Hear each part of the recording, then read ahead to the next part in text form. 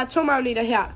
Der vil altid være 2 ender, der ikke vil sammen. Nordpolen, der er den røde, og så Sydpolen er den hvide. De vil heller ikke sammen. Men hvis det er 2 modsætninger, så Så tiltrækkes de. Ja. Ellers så frastøder den. Så vi har noget strøm for den her ting. Strøm.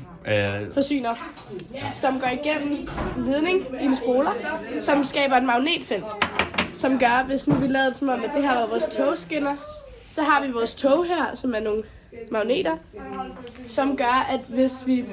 Okay.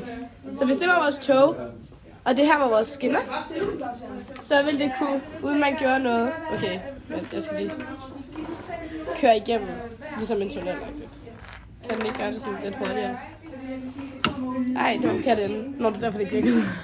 Det klipper vi bare lige ud. Ej, fuck. Okay, er du klar? Ja. Og det går også ret hurtigt, faktisk. Fordi at de bliver så varme, de her skinner, på grund af, at man skal bruge så meget strøm, så det er ligesom med ens telefon, hvis du har den i opladeren, så bliver den varm. Så kan det ikke rigtig betale sig, fordi man skal bruge så meget energi og penge på at køle dem ned igen. Så det er derfor, man ikke bruger det her mange steder, fordi at det er jo rigtig godt for miljøet. Så det arbejder man på.